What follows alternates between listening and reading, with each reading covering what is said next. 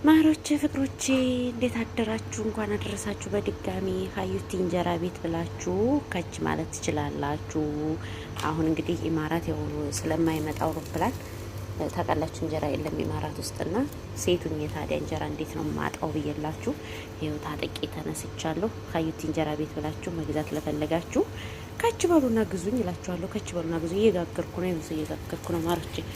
ስለዚህ ሀዩቲ እንጀራ ቤት ብላችሁ ቶሎ ሞልቷል ሁሉም ማለት ነው። ሀዩቲ እንጀራ ቤት ብላችሁ እናንተ ሴትነት ሲለካ በሀዩቲ ጋር እውነቴን እኮ ነው ማሮቼ ፍቅሮቼ። እና ስለዚህ ቶሎ ሀዩቲ ጋር ነው የምላችሁ። እና ሴቱ ነው ታዲያ እንጀራ ሊሸግረን ነው እንደምናስባችሁ ነው። እና ይሄን ይመስላል ውዶቼ ማሮቼ ይብላችሁ። ሙያ ሲለካ ሀዩቲ ጋር እንደነገርኳችሁ ሙያ ድሮውንም ሙያ ላይ ታውቃላችሁና አዳሜ ዱባይ እንጀራ የለም ምን ይሻለናል? ምድረ ወንድ ሁላ ማለት ነው። ዱባይ እንጀራ የለም ምን ይሻለናል ሲሉ እኔ የላችሁ ተነስቼ ኩሽና ምሽን በሙያ ይተማመናለሁ ታውቃላችሁ። ስለዚህ አሁን ምን የመሰለ እንጀራ ጋግሬ ምጣድ እያሰስኩ ነው። እና ምን የመሰለ እንጀራ ጋግሬ ይኸው አሁን ወጥ እየተሰራ ነው። ዳቦ ተጋግሯል። ጋግሬ ያለው ዳቦ ላሳያችሁ ቆይ።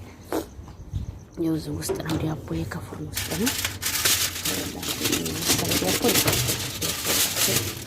እንደሚያምር ደግሞ ተጣጣለ ይሄ እንዲያትሉ ሴቶች በጣም ነው የሚያምረው ነገራችን።